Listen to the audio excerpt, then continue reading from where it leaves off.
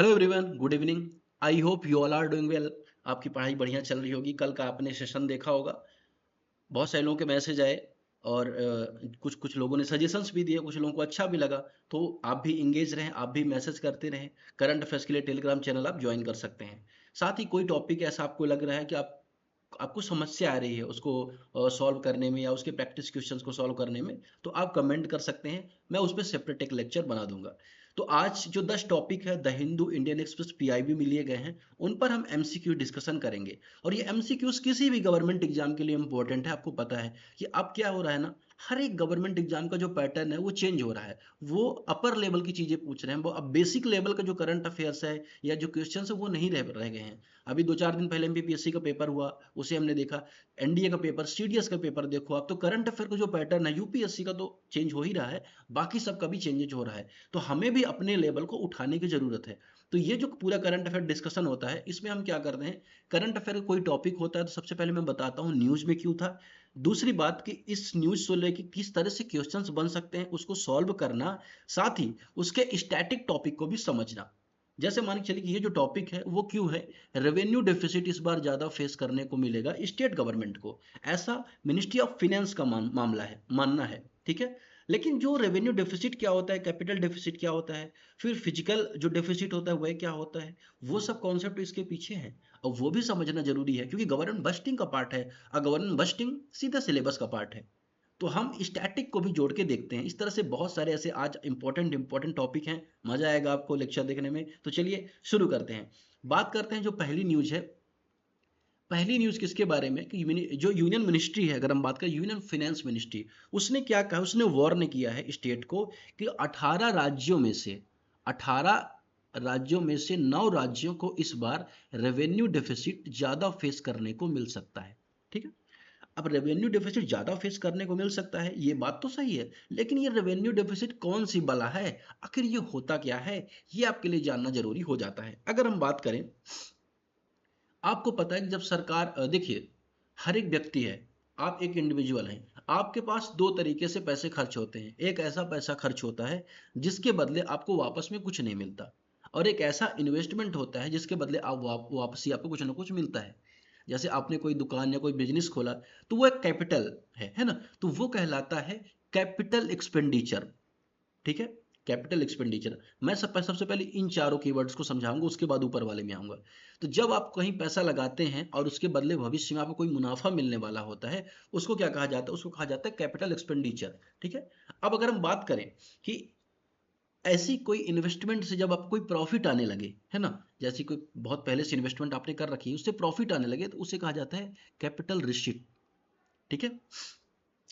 अब अगर हम बात करें यहां पर दूसरा, रेवेन्यू रिसिप्ट और रेवेन्यू एक्सपेंडिचर, तो जब ऐसा खर्चा जिसके बदले आपको वापस में कुछ नहीं मिलना है, जैसे सरकार सैलरी देती है, अलाउंस देती है, पेंशन देती है, भत्ता देती है, उसके बदले सरकार को रेवेन्यू के रूप में कुछ नहीं आता, तो वो रेवेन्यू एक्सपेंडिचर का पार्ट होता है। वहीं ऐसे इनकम सरकार के पास आती है, जैसे टैक्स, इनकम टैक्स आया सरकार के पास, कारपोरेट इनकम टैक्स आया सरकार के पास, पीआईटी आया सरकार के पास, जीएसटी आया सरकार के पास, तो ये सारा जो पैसा सरकार के पास आ रहा है, इसके बदले सरकार को कुछ नहीं देना पड़ता। तो ये सारे रिसिप्ट रेवेन्यू रिसिप्ट कहलाते हैं। तो सरकार जब बजटिंग करती है, तो सरकार दो तरीके से बजट बनाती है, रेवेन्यू बजट और कैपिटल बजट। रेवेन्यू बजट में सरकार देखती है कहाँ कहाँ कितना खर्चा होना है, कहाँ कहाँ से कितना पैसा आएगा। कैपिटल बजट में कहाँ कहाँ कितना इन्वेस्टमेंट करना है ना, कहाँ से कितना प्राप्त होगा। जनरली हमारा जो कैपिटल बजट है वो ज़्यादा होना चाहिए, क्योंकि जब हम इन्वेस्टमेंट करेंगे तो जॉब लोगों को मिलेगी, जॉब मिलेगी तो लोगों की इनकम बढ़ेगी, इनकम बढ़ेगी तो उनका लिविंग स्टैंडर्ड बढ़ेगा। लेकिन क्योंकि पेंशन और सोशल सिक्योरिटी सर्विसेज ज़्यादा रहती हैं, तो इस वजह से रेवेन्यू जो डेफिसिट होता है, रेवेन्यू जो बजट होता है, वो ज़्यादा भी देखने को मिलता है आपको। ठीक है। तो ये सारा कॉन्सेप्ट है। अब देखिए, अगर आप सेंट्रल गवर्नमेंट की बात करें, स्टेट गवर्नमेंट की बात करें, उन दोनों के बजट में ये दोनों प्रोसेस देखने को मिलेगी, revenue receipt, capital receipt, revenue expenditure, capital receipt, capital expenditure. अभी ग्लोबली अनसर्टेनिटी जो चली है, खास तौर पे जो स्टेट ऑफ फॉर्मूज जो वॉर चला, इस वजह से स्टेट गवर्नमेंट को भी लॉस फेस करने को मिला। इस वजह से उनका जो रेवेन्यू एक्सपेंडिचर है वो बढ़ सकता है। मतलब क्या, तो रेवेन्यू एक्सपेंडिचर, रेवेन्यू डेफिसिट बढ़ सकता है। डेफिसिट क्या होता है, इनकम, जैसे मान के चलिए किसी चीज की इनकम कम है ना, और एक्सपेंडिचर ज्यादा है, तो ये क्या कहलाती है, डेफिसिट कहलाता है, घाटा कहलाता है। डेफिसिट मतलब कि घाटा जनरली, तो रेवेन्यू डेफिसिट बढ़ सकता है। तो ये बात हो गई क्या, बेसिक आपने समझा।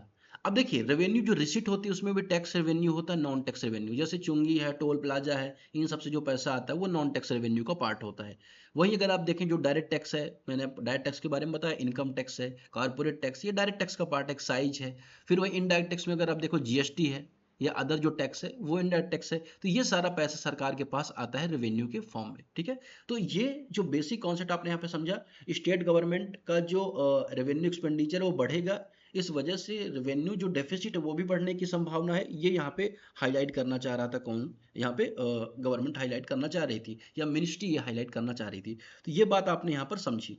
अब देखिए ये तो बात आपने यहाँ पे समझी, लेकिन चार इंपॉर्टेंट टर्म्स बहुत एग्जाम में पूछी जाती हैं। जैसे पहली टर्म है, अगर आप यहाँ पे देखें, ये इसे मैं हटा देता हूं, ठीक है। चार टर्म कौन कौन सी हैं, एक तो revenue deficit, physical deficit, effective revenue deficit और प्राइमरी डेफिसिट। इन चारों की टर्म्स के बारे में पूछा जाता है जब सरकार बजट बनाती है। तो अगर सरकार का रेवेन्यू एक्सपेंडिचर जो है वो ज्यादा है किससे, रेवेन्यू रिसिट से, तो यहां पे क्या होगा, यहां पे क्या देखने को मिलेगा आपको, रेवेन्यू डेफिसिट आपको देखने को मिलेगा, ठीक है। अगर यहीं पे रेवेन्यू रिसिट ज्यादा होता तो वो सरप्लस देखने को मिलता। फिर ओवरऑल जो सरकार का खर्चा है ना, फिजिकल, और सरकार ओवरऑल खर्चा जो है वो ज्यादा है, जैसे मान चले कि सरकार का ओवरऑल जो एक्सपेंडिचर है वो ज्यादा है, इनकम कम है, तो इससे आपको क्या देखने को मिलेगा, फिजिकल डेफिसिट या राजकोषीय घाटा देखने को मिलता है, ठीक है। तो ये दो की टर्म्स आपने यहाँ पे समझा। अब अगर हम बात करें इसके अलावा एक और टर्म देखने को मिलता है, ईआरडी। ईआरडी में इफेक्टिव रेवेन्यू डेफिसिट कहलाता है, जिसमें मतलब स्टेट गवर्नमेंट को जब हम पैसा देते हैं, सरकार जब स्टेट गवर्नमेंट को पैसा देती है, वो भी हमारा रेवेन्यू एक्सपेंडिचर का पार्ट होता है केंद्र सरकार में, ठीक है, क्योंकि हम स्टेट गवर्नमेंट को दे रहे हैं, है ना। लेकिन ईआरडी में से, इफेक्टिव रेवेन्यू डेफिसिट में से, स्टेट गवर्नमेंट को जो हम पैसा देते हैं वो हटा दिया जाता है। तो ये की तीन की टर्म्स इंपॉर्टेंट आपके लिए होती हैं। सरकार ये चाह रही थी कि जो घाटा होता है, रेवेन्यू डेफिसिट है, वो जीरो हो जाए, जो कैपिटल जो हमारा फिजिकल डेफिसिट है वो कम हो जाए। इसके लिए सरकार ने एक कमेटी बनाई, एफआरबीएम। 2003 में एक कमेटी बनती है ना, फिजिकल रिस्पॉन्सिबिलिटी बजट मैनेजमेंट। इसको एनके सिंह ने इसकी अध्यक्षता की थी, एनके सिंह ने इसकी अध्यक्षता की थी। इसका काम क्या था कि सरकार अपने घाटे को कैसे कम करे, इसको लेके इन्होंने रिकमेंडेशन दी थी, ये इनका काम था, ठीक है। तो ये बात आपको यहाँ पे याद रखनी है। अब चलिए ऑप्शन को टैकल करते हैं। पहला, जो रेवेन्यू डिफिसिट है, occur when revenue expenditure exceed revenue receipt. राजस्व घाटा तब होता है जब राजस्व का जो व्यय है, राजस्व की जो प्राप्ति से अधिक हो जाता है। ये बात यहाँ पे एकदम करेक्ट है, ठीक है। भाई जब हमारा जो हमारी इनकम है वो कम हो गई है ना, एक्सपेंडिचर ज्यादा हो गया, तो वो डेफिसिट हो गया। दूसरा, physical deficit include only revenue expenditure. राजकोषीय घाटा केवल रेवेन्यू एक्सपेंडिचर शामिल होता है, ये आपको यहाँ पे इसमें दूसरे में बताना है, ठीक है। तीसरा, FRBM act to ensure physical discipline. राजकोषीय अनुशासन बना रहे, सरकार कर्जे कम ले, है ना, अपने जो सोर्सेस ऑफ इनकम उसको बढ़ाएं, एक्सपेंडिचर कम करे। इसी वजह से आपने देखा होगा कि पेंशन वगैरह बहुत सारी जो गवर्नमेंट सर्विस उसमें बंद कर दी गई है ना। तो ये सरकार क्या करे, फिजिकल डिसिप्लिन लाने का प्रयास कर रही है। तो ये किसमें रिकमेंड किया गया था, एफआरबीएम एक्ट के माध्यम से। 2008 में ही आई थिंक एफआरबीएम एक्ट आया था, 2012 में इसमें अमेंडमेंट भी हुआ था। तो इसके माध्यम से इसको रिकमेंड किया गया था, ये बात यहाँ पे करेक्ट है। High revenue deficit reduce funds available for capital expenditure. आपके आपके खर्चे बहुत ज्यादा हो रहे हैं ना, जैसे आप एक घर में रहते हैं, आप 20,000 रुपये आपकी इनकम है, अब 15-16 हज़ार रुपये आपके पैसे रूम रेंट, खाने पीने में, ग्रोसरी लाने में, सब में खर्च हो जा रहे हैं। आपके पास 5,000 रुपये बच रहे हैं, इसका मतलब आप किसी बिजनेस में पैसा तो डाल नहीं सकते। खर्चा कम होता जाएगा, अगर आपका 15,000 से 10,000 की है, 8,000 की है, तो फिर आपके पास पैसा बचेगा तो आप कहीं इन्वेस्ट कर सकते हैं।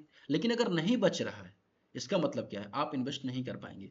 चौथा ऑप्शन यही कह रहा है, चौथा ऑप्शन में यही बात है कि जो हाई रेवेन्यू डेफिसिट होता है, ये रिड्यूस कर देता है फंड, ये पैसा कम कर देता है, जिससे हम कैपिटल एक्सपेंडिचर ज्यादा नहीं कर पाते। ये बात यहाँ पे करेक्ट है। तो इसमें करेक्ट कौन कौन से हो जाएंगे स्टेटमेंट, अगर आप देखोगे करेक्ट हो जाएंगे 1, 3 and 4।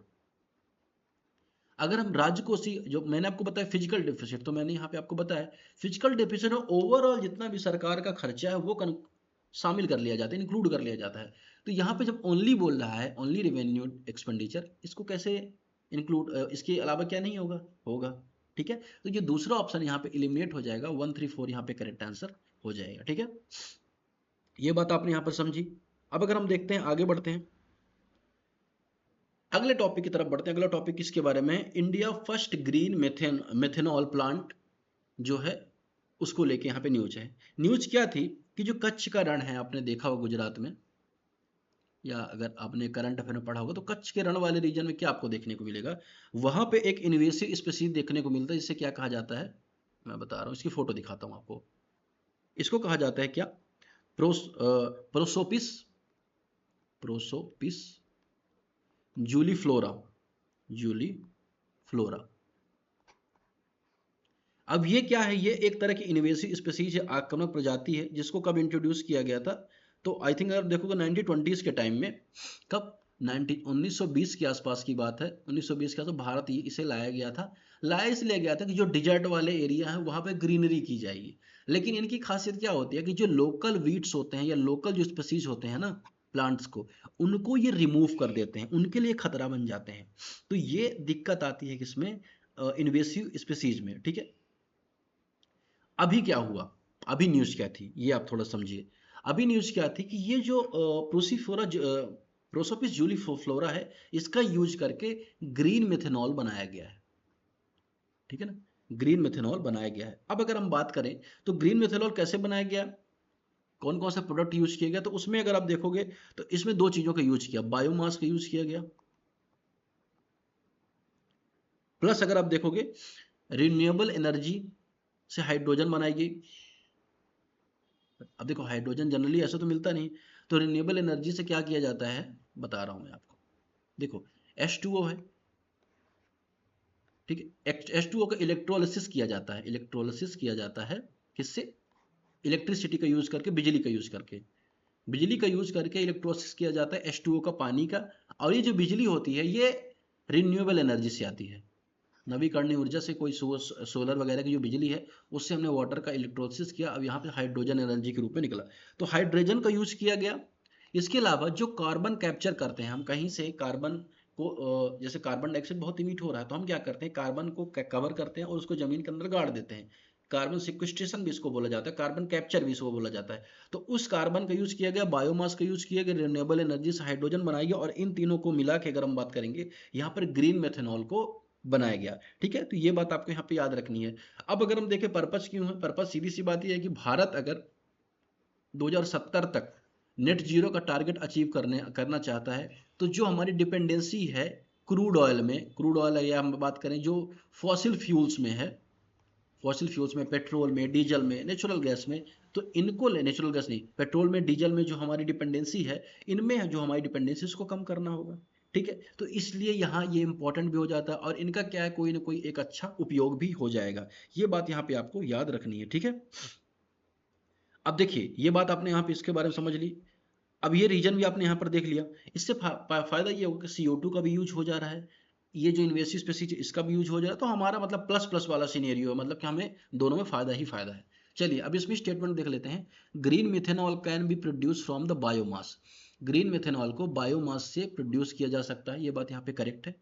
Prosopis जूलीफ्लोरा is a native species of India, Prosopis जूलीफ्लोरा Bharat का मूल प्रजाति है, ये बात इनकरेक्ट है, क्योंकि मैंने आपको बताया इसको बाहर से लाया गया था 1920s में, तो मूल प्रजाति तो होगी नहीं। तीसरा, green methanol can reduce green house gas emission, हरित जो मेथनॉल है ग्रीन हाउस गैस इमिशन को कम कर सकती है, ये भी बात यहाँ पे करेक्ट है कि जैसे जैसे ग्रीन मेथनॉल बढ़ता जाएगा, है ना, उससे क्या होगा, जो CO2 इमिशन है या जो धुआं वाला जो फ्यूल है उसका यूज कम होता जाएगा, कोयले का यूज कम होता जाएगा। चौथा, maritime sector is exploring alternative fuel to reduce emission. अब देखिए एक संस्थान है जिसे क्या कहा जाता है, IMO, यहाँ पे लिख देता हूँ IMO, international maritime organisation, establish कब किया गया, इसमें मेंबर तो मुझे याद है 175 मेंबर है, इस्टेब्लिश किया गया था, मुझे एग्जैक्टली भी याद नहीं आ रहा है, 1948 या कहीं इस्टेब्लिश इसको किया गया था। तो इसका पर्पज क्या है, ये क्या काम करता है कि जो मरीन जो इकोसिस्टम है हमारा, उसमें भी जो जहाज चलते हैं उनमें भी जो फ्यूल होता है वो अभी फॉसिल फ्यूल यूज होता है, उसका जो फ्यूल है उसको भी कम करना, मरीन पोल्यूशन भी ना हो, ये सारा काम है किसका, आईएमओ का काम है। ठीक है, तो ये बात आपको यहाँ पे आईएमओ के संबंध में याद रखनी है। ठीक है, और ओशियन को लेके मार्पोल कन्वेंशन भी है, मार्पोल कन्वेंशन भी है। ठीक है, ये भी आपको समझ के रहना है। ठीक है, तो ये सारी बात हमने यहाँ पे ग्रीन मेथनॉल के बारे में समझ ली। ठीक है, कुछ भी आई थिंक इसमें बचा नहीं है। स्टेटमेंट अगर आप देखोगे तो ये जो दूसरा ऑप्शन एलिमिनेट कर दो आप, तो आई थिंक 1 3 जो 4 यहाँ पे करेक्ट आंसर इसका आ जाएगा। ठीक है, आगे बढ़े। अब अगले टॉपिक की तरफ बढ़ते हैं। अगला टॉपिक इसके बारे में, यूपीआई ने कंप्लीट कर लिए अपने 10 साल, 10 साल कंप्लीट कर लिए। तो द इंडियन एक्सप्रेस में ये आर्टिकल था यूपीआई की अचीवमेंट को लेके। अब देखिए, अब अगर हम की डाटा के बारे में बात करें तो यूपीआई अगर हम बात करोगे तो 2016 में जब इसको स्टैब्लिश किया गया था ना, शुरू में लॉन्च किया गया था, अब तक में 12,000 गुना ज्यादा ट्रांजेक्शन यूपीआई से होने लगा है। मतलब पहले अगर 1 रुपया होता था ऑनलाइन ट्रांजेक्शन, अब 12,000 रुपये होने लगा। तो अब मल्टीप्लाई में जो कैलकुलेशन इसका बहुत बड़ा हो जाएगा। यूपीआई को शुरुआत किसने की? तो यूपीआई की शुरुआत करने का श्रेय दिया एनपीसीआई को, national payment corporation of India. इस संस्था को जब बनाया जाता है तो इसका पर्पज क्या था, अगर आप देखोगे तो इसका पर्पज ये था जो डिजिटल पेमेंट इकोसिस्टम है उसको भारत में बेहतर करना है। क्योंकि अगर आप देखेंगे अभी अगर आप देखोगे तो जो ब्लैक मनी है उसके बारे में अगर हम देखें तो ब्लैक मनी को कम करने के संबंध में हो, चाहे ट्रांजेक्शन को ध्यान में रखने के संबंध में, ट्रांजेक्शन जो है वो सारी चीज रिकॉर्ड है उसके संबंध में हो, तो इसका अभी ज़्यादा बेहतर हमारे पास व्यवस्था है।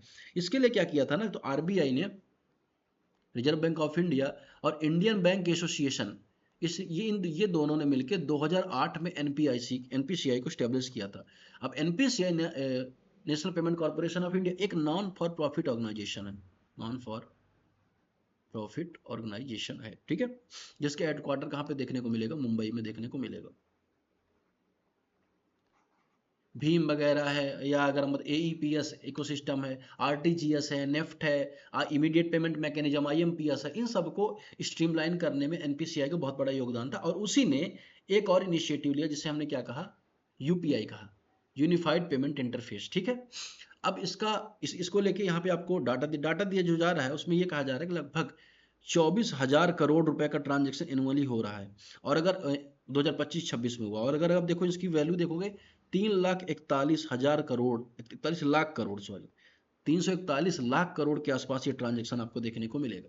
ठीक है, यहाँ तक ये भी कहा जा रहा है कि जो ओवरऑल जो ऑनलाइन ट्रांजेक्शन हो रहा है ना, उसका लगभग 50% भारत में ही ट्रांजेक्शन ऑनलाइन हो रहे हैं दुनिया में। ठीक है, अब अगर आप देखोगे तो डिजिटल पेमेंट इंफ्रास्ट्रक्चर भारत का जो है इकोसिस्टम, डीपीआई जिसे कहा जाता है, digital payment ecosystem, digital payment infrastructure, उसमें क्या क्या आ जाता है, आधार कार्ड से पेमेंट है, या अगर हम बात करें यूपीआई है और डिजी लॉकर है, ये तीनों आ जाते हैं डीपीआई के अंतर्गत, आधार, यूपीआई, ठीक है, और दूसरा डिजी लॉकर। ठीक है, ये बात आपको यहाँ पे याद रखनी है। अब यूपीआई के बारे में भी आपने जान लिया, न्यूज़ क्या थी ये भी आपने यहाँ पर समझ लिया। अब हम स्टेटमेंट देखेंगे।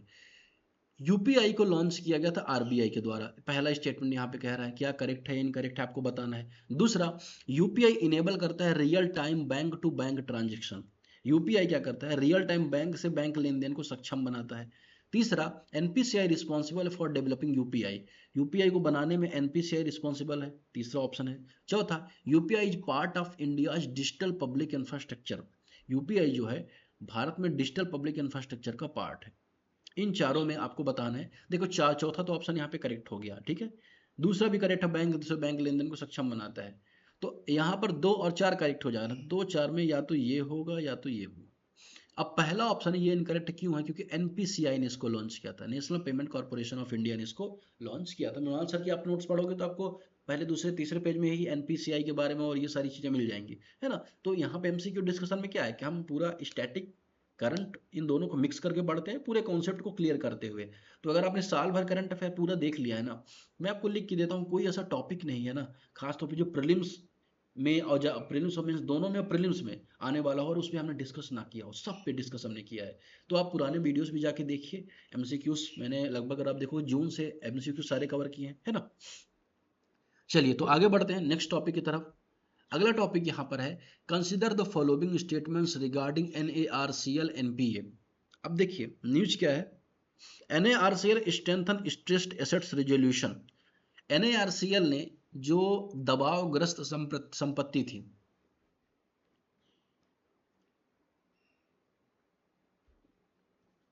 NARCL ने क्या किया, जो दबावग्रस्त संपत्ति थी एनपीए के आसपास थी, उसमें से लगभग कितना 4,364 करोड़ रुपए उसने रिकवर किए। ठीक है, अब उसने ये बैड लोन को रिकवर किया, मतलब ये ऐसा लोन जो डूब जाता बैंक का वापस नहीं आता, उसको रिकवर किया NARCL ने। इस वजह से NARCL न्यूज में आ गया।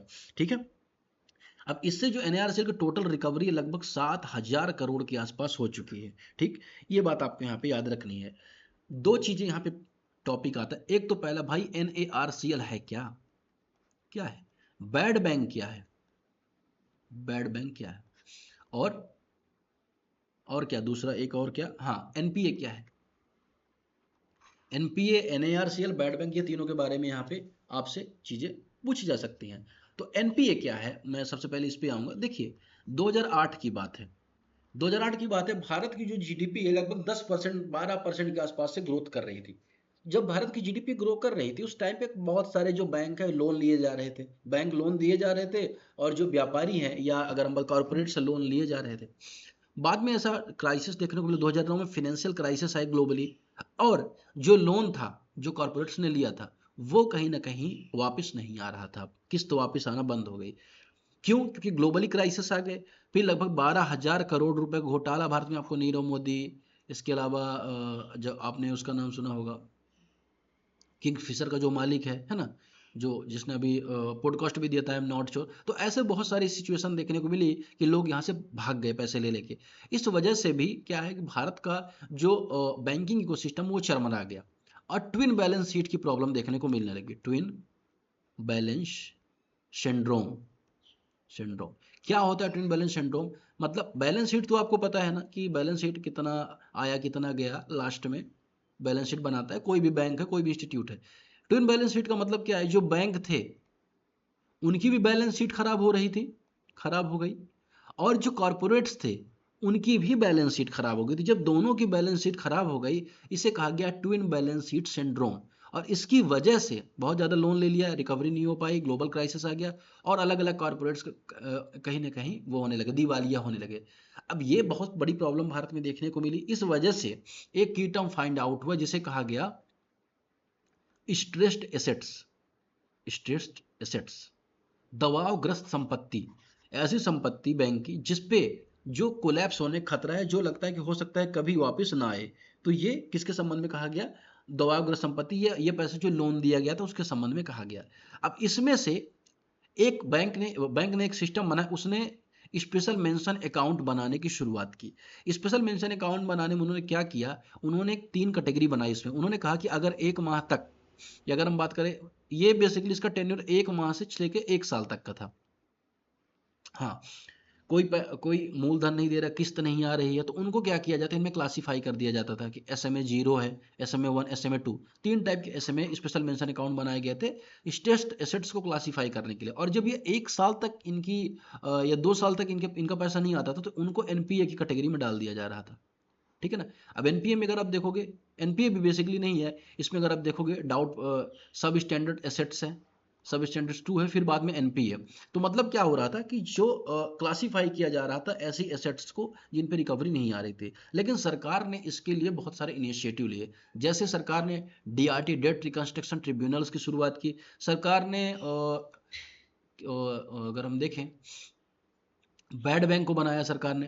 बैड बैंक सरकार ने क्यों बनाया कि ऐसे लोन को खरीदेगा बैंक से जो अभी रिकवर नहीं हो पा रहे हैं, और उनकी रिकवरी करेगा। ठीक है, उसी का एक तरह पार्ट है, दो एक मैकेनिज्म है, NARCL और एक कौन सा, NARCL और एक और NDRSL कुछ करके।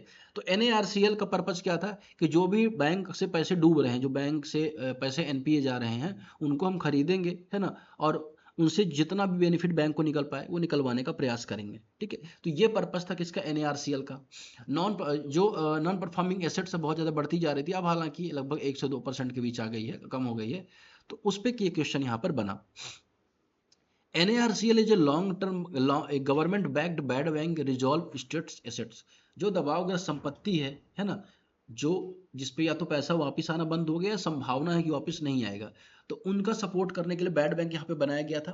ठीक है, NARCL एक बैड बैंक है, गवर्नमेंट सपोर्टेड। दूसरा, assets reconstruction company are regulated by RBI. जो एसेट्स रिकंस्ट्रक्शन कंपनी होती हैं, है ना, जो कोई संपत्ति डूबने वाली है उसको रिस्ट्रक्चर करती हैं, फिर से उसको बेचती हैं या कमाने की सिचुएशन में खड़ा करती हैं, उन्हें आरबीआई के द्वारा रेगुलेट किया जाता है।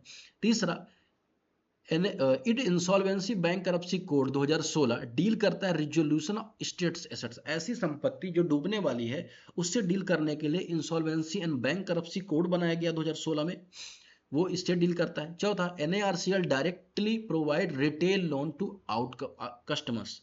क्या एनएआरसीएल ग्राहकों को लोन देता है? ये तो मैंने आपको बताया नहीं। चौथा, इलिमिनेट कर दो। 1 2 3 आपका तुरंत आंसर आ जाएगा, लेकिन हो सकता है कि आपको एग्जाम में इस तरह की इजी ऑप्शन ना मिले, आपको डिफिकल्ट ऑप्शन मिले। तो मैंने आपको एनपीए के बारे में बताया, मैंने आपको बैड बैंक के बारे में बताया, मैंने आपको स्टेट एसेट्स के बारे में बताया।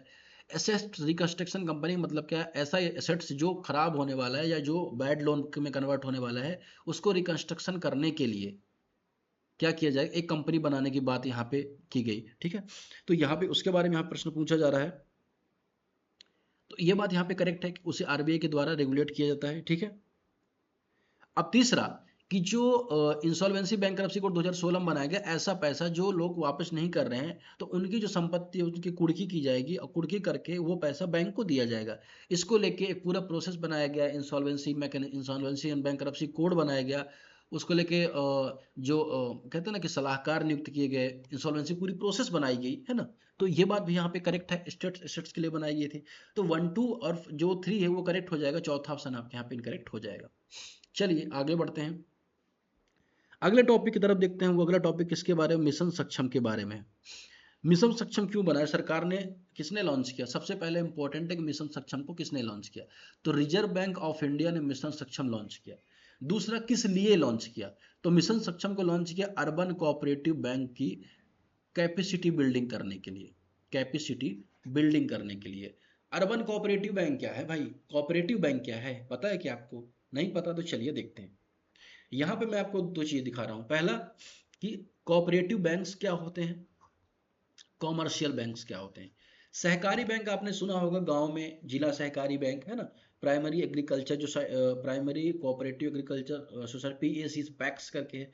तो जो अर्बन जो कोऑपरेटिव बैंक होते हैं उनका पर्पस क्या होता है, वो कोऑपरेटिव ओन होते हैं, जिसे आरबीआई और स्टेट गवर्नमेंट के द्वारा रेगुलेट किया जाता है।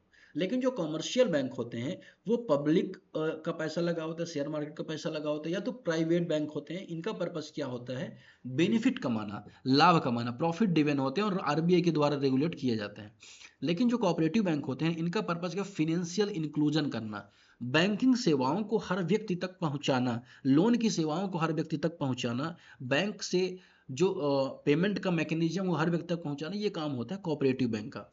कोऑपरेटिव बैंक और दोनों में डिफरेंस यह भी होता है कि इसको कंपनी एक्ट 2013 के अंतर्गत, इसके अलावा बैंकिंग एक्ट 1949 के अंतर्गत, आरबीआई एक्ट 1934 के अंतर्गत रेगुलेट किया जाता है। लेकिन जो कोऑपरेटिव बैंक होते हैं कोऑपरेटिव सोसाइटी के एक्ट के अंतर्गत वो रेगुलेट किया जाता है, हालांकि आरबीआई का भी रेगुलेशन होता है। ठीक है, ये बात आपको यहाँ पे याद रखनी है कोऑपरेटिव बैंक के बारे में। अगर आप क्लासिफाई करो तो कोऑपरेटिव बैंक आपको दो टाइप के देखने को मिलेंगे, रूरल कोऑपरेटिव बैंक और अर्बन कोऑपरेटिव बैंक। ठीक है, तो रूरल कोऑपरेटिव बैंक जो ग्राम में ऐसे लोगों की मदद करना, छोटे छोटे लोन देना, ये सब काम करने का काम होता है। और अर्बन कोऑपरेटिव बैंक शहरों में इस तरह का काम करने के लिए अर्बन कोऑपरेटिव बैंक को स्टैब्लिश किया जाता है। अभी आरबीआई ने कहा कि अर्बन कोऑपरेटिव बैंक को अगर हम क्या करते हैं, मदद करते हैं या उनको कैपेसिटी उनकी इनहेंस करते हैं, तो लगभग अगर आप देखोगे 1,40,000 से ज़्यादा इंडिविजुअल को बेहतर और लोन दे पाएंगे। इससे क्या होगा, स्टार्टअप्स खड़े होंगे, नए नए बिजनेस खड़े होंगे, लोग नौकरी मांगेंगे नहीं बल्कि जॉब सीकर से जॉब प्रोवाइडर बनना शुरू हो जाएंगे। तो ये बात है यहाँ पे, ये फोकस है यहाँ पर किसका, आरबीआई का। इसलिए मिशन सक्षम की शुरुआत यहाँ पे की गई है। ठीक है, सक्षम का फुल फॉर्म बता दें, सहकारी बैंक क्षमता निर्माण। क्या लिख लीजिए आप, सहकारी बैंक क्षमता निर्माण सक्षम। ठीक है ना,